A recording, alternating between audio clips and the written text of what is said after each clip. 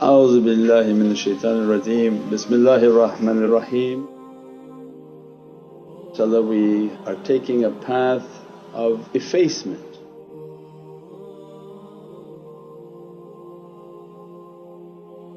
As much as this dunya tries to make us into something, we are trying our best to remind ourselves to be nothing, and that Allah's rahmah, mercy to be upon us.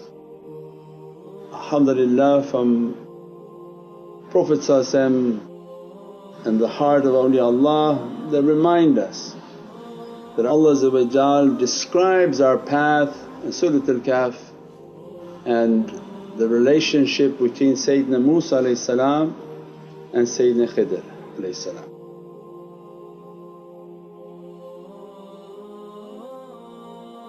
And there's always a reminder for myself that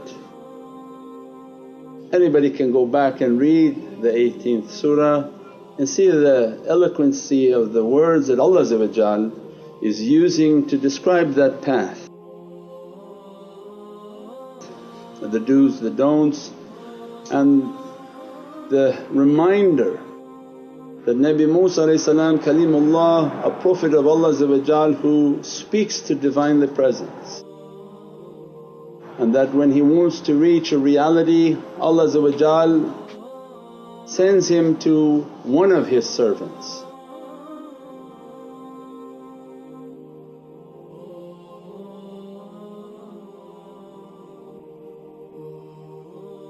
Not the only servant, one of my servants go.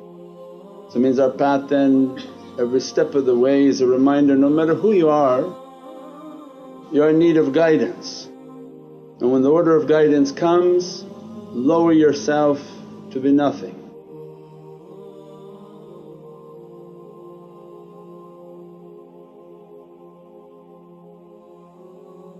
That stage of being nothing to receive the guidance that Allah wants to give, to get the medicine that you are asking for it to come to you, you have to lower yourself to be nothing. But if you continue to think of ourself as something, we would never accept the guidance, and that was the first warning that Sayyidina Khidr had. I cannot teach him. The boy has no patience. You will learn patience.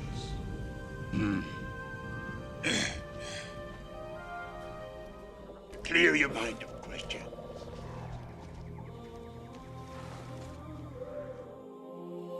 That I don't think we are going to get along, and I don't think you're going to be patient with the knowledges I convey to you. How can you be patient with something you have very little understanding of? Not that you don't understand anything of it, just the fact that you know a little about it is going to make a big problem.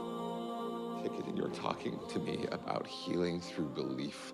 You're a man looking at the world through a keyhole and you've spent your whole life trying to widen that keyhole. Why are you doing this to me? To show you just how much you don't know.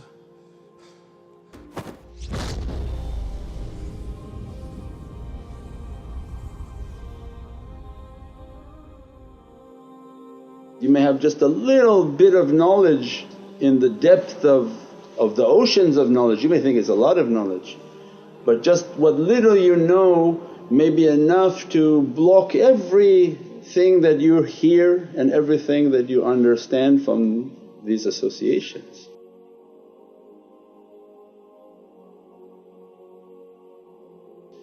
You bring it in, you gargle with it, move it around, it doesn't make sense to you, you don't use it. So the danger of even knowing little and how it's going to cause difficulty with the heart. That's why this path is based on samina wa atana, I heard and I obey.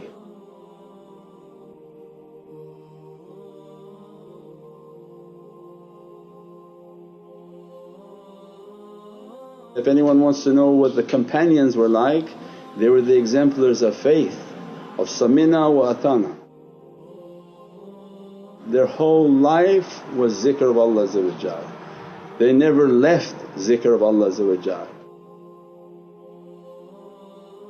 So that when Allah guides us and says, be like Sayyidina Musa seeking knowledge. No matter what you achieved of life, seek out realities. Time is not relevant to Allah. At every moment Allah's words are true. When Allah says that, you're going to meet one of my servants, so there must be at every moment Allah's servants on this earth, and their responsibility is hidayat and guidance. A guidance, a heavenly guidance, not a dunya guidance, but a heavenly guidance in which to reach Allah's rida and satisfaction, Allah's satisfaction and enjoyment of His servant, so that He may bless the servant with what He wants to bless them.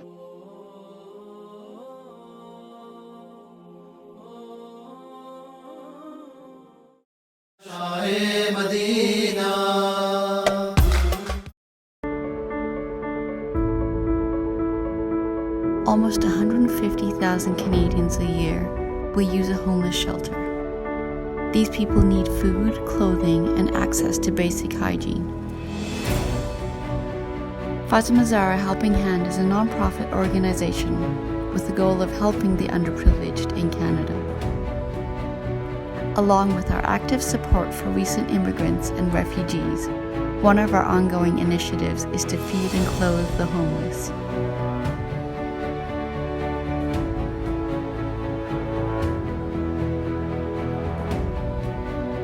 For more than a decade, we have provided hundreds of thousands of hot meals to some of the most vulnerable and needy.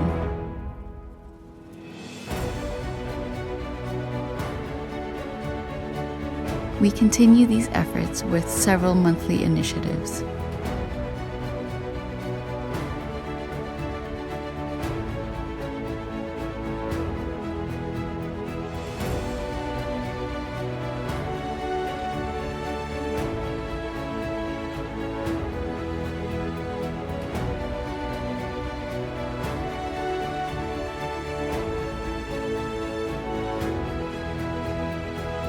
For more information or to donate, please visit our website, nurmohammad.com.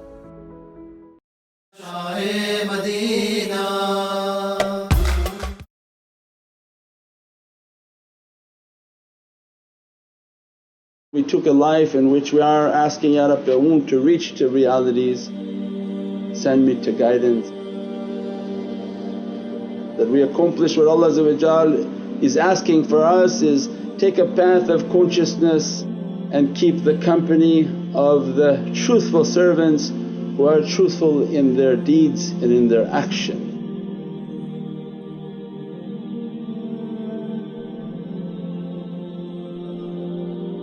So then 3 tests will come into our life as that example. When Nabi Musa came to the presence of the one who's going to test him, there was a fisherman who had a boat. The boat was brought down, he was no longer able to fish. They went to a boy, the boy was slain, had to pass away.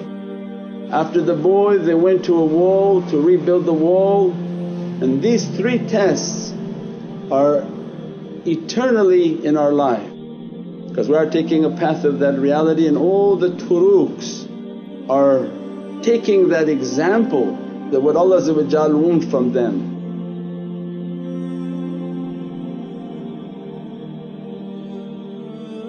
The first is that when we come onto that path, what Nabi Musa understood or what Sayyidina Khidr was trying to teach and to give an example to Sayyidina Musa is that this path won't be accomplished if the rizq and the sustenance is in the hands of that student. Means that boat was that man's rizq, and what Allah wanted to give as an understanding for that man, his way of making money. His warning from Sayyidina Khidr is that there's an evil king coming, he's going to take the boat. He's going to take that boat, he's going to take his sustenance, his way of providing for himself. Means that our sustenance is going to be a block to reaching our reality, because shaitan is playing with us on how to use our sustenance.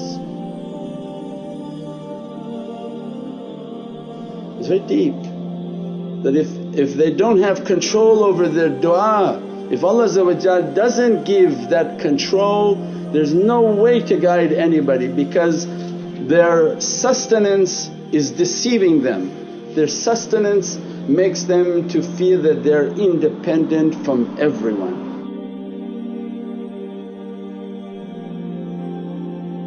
If you ever tried to guide a rich man, he doesn't sit and listen to you for anything. He feels himself to be Pharaoh.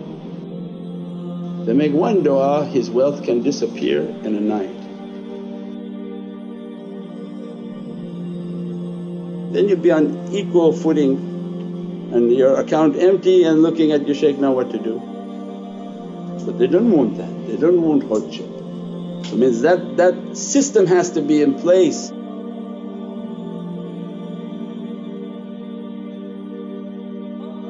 Whom Allah wants to guide and truly wants to guide, He gives authority for these awliyaullah that make your du'a. Because when they're in a station of need, you have their full attention, you have their ears listening, you have their entire being that what to do, what du'a to make, ya Sayyidi what to do for prayers. Means the whole being is moving on how to achieve Allah's satisfaction.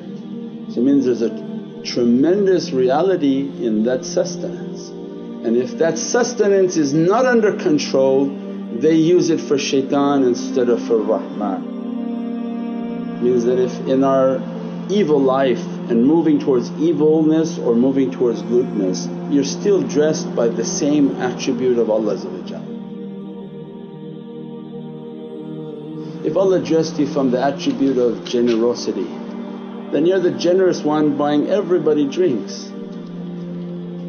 And when Allah wants to guide that servant back towards realities, their sifat that governs them has to be guided first. Means bring the generosity that you have, bring it towards Allah, not towards shaitan but towards Rahman. And that's the symbol of the boat.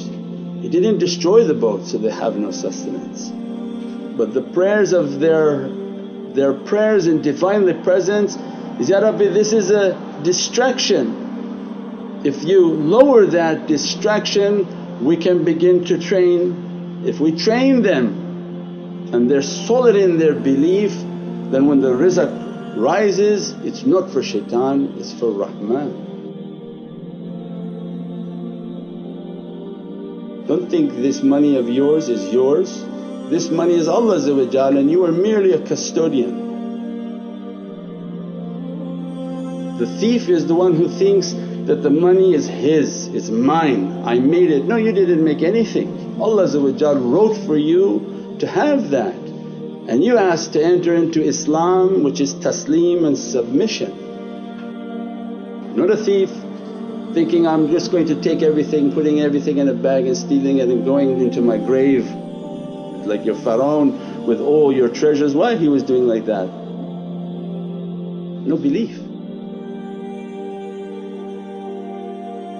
Believer, he leaves everything outside his grave and say, bury me empty handed with just a sheet on me. So means that rizq of ours is not ours, it's Allah's. So they train you, be a custodian of that rizq, be a custodian in which you use it for Allah. Take for what you need, take for what your family needs and use for Allah.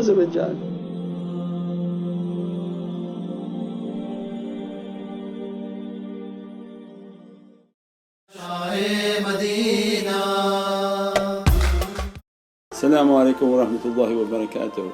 After years of effort and so many emails and so many comments from people that, Jay, what am I supposed to recite at Fajr time? What am I supposed to recite at Salat al-Maghrib?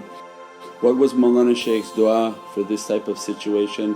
What was the awrad for this and for that?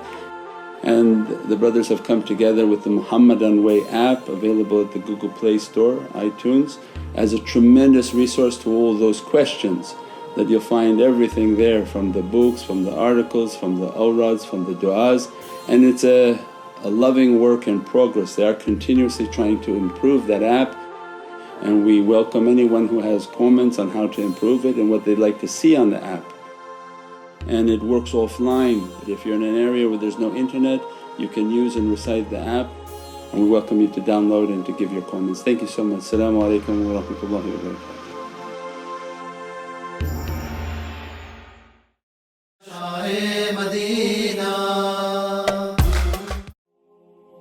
Then they take us to the second test, and that's, Ya Rabbi, that if the student want to reach your reality, this bad and wicked nafs that little boy symbolizes, if that nafs is never going to be slain, no matter how much you teach them, how much you do zikr, no matter how much you do practice, if that bad nafs is not brought down, there's no reaching anything.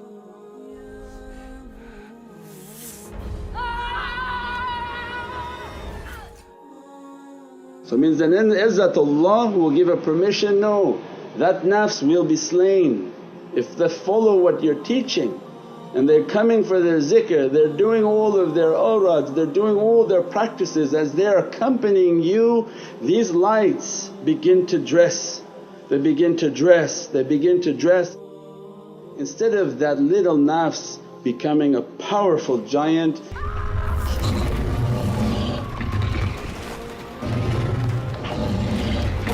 it's being destroyed, it's being brought down. The wickedness, like the naughty age, where whatever you say it disagrees, whatever you say it yells back at you and screams at you. Imagine that at 20 years old. The wickedness continues to grow.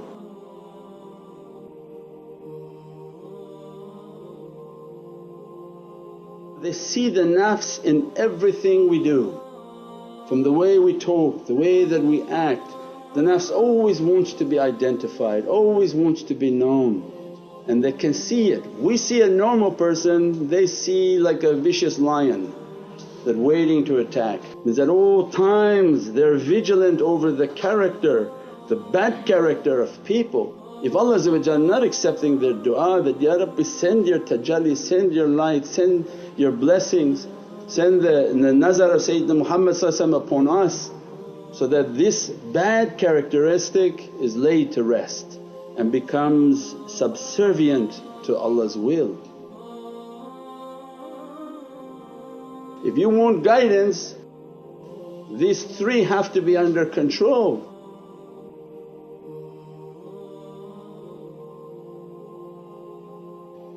Then the third and the most important, why Allah brought it for the third, is they came upon a war that a father had left an inheritance for his sons.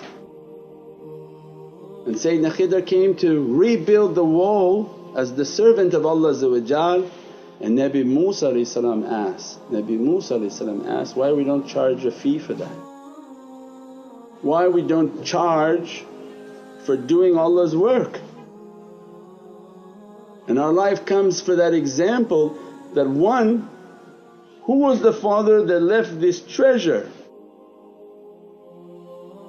Means that Allah has a treasure for everyone been set aside. Everyone, because Allah is not a storyteller. There must be an example right now in my life on this surah. And Allah says, yes, I have placed the treasure in everyone's heart. Alam al-Qur'an khalaqal insan. Before I created your being, I gave all these knowledges of Qur'an unto your soul.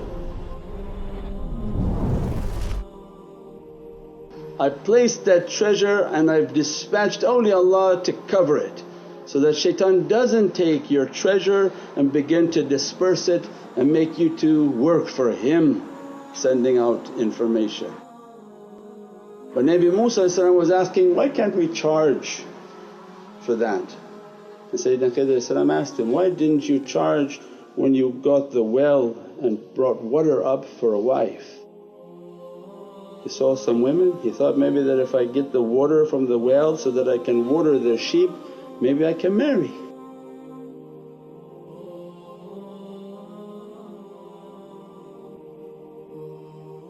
You were in need of something and you were of service to Allah and you did your khidmah. Why now would you want to charge? So awliya come into our life and begin to teach that if you want all the rewards of your path, you want all that Allah wants to give because there's a treasure. So means the third and most important is if you want the treasures that Allah has set aside for you, live a life of khidmat, live a life of service. Doesn't mean you don't work, it means that you work but you'll be inspired by these shaykhs that you're of some service. It's not just a life about yourself. If you're not doing any khidmat, you're definitely not reaching any treasure of Allah. It is the example of the Prophets. They did what they did for what? A paycheck? They did it to be of service to Allah. Now Allah sends rizq and sustenance from ways that nobody can imagine, but they never charge for what they do. They never charge for what they do. Their life is to inspire you to be of service with what Allah has given to you of your abilities, of what you're able to produce, what you're able to think, what you're able to do with your hands, your mind, your feet, your being. Use it in the way of Allah and His beloved Sayyidina Muhammad. That opens all the treasures of the soul, that opens all the treasures of the soul. And that's why awliyaullah and pious people, they go everywhere, they teach every day. They don't teach for any salary, they go everywhere to teach, to spread the love of Sayyidina Muhammad. Why? Because they understood the secret of that khidmat opens all the rida and satisfaction of Allah which are the treasures of the heavens, open upon their soul because of that service. And they inspire all their students to take a life of that way so that they can reach the servanthood of Allah. Means that even the further they move to go and teach, the further they go, the more distance they walk, the more blessings that are coming. Before you can ask from Allah, give me this job, give me this things that I want, Allah can ask, what have you done for me? And that's why they come into our lives and inspire us, no, do that khidmat, do that service for Allah, it opens everything for you. We pray that Allah open these realities for us, these understandings for us, that to not have the rizq as a distraction, the bad character to be brought down, and to live a life of service. Subhana rabbika rabbil izzati amma yasifoon wa salaamun al mursaleen walhamdulillahi rabbil alameen bi hurmati Muhammadan Mustafa wa bi sirri Surat al-Fatiha.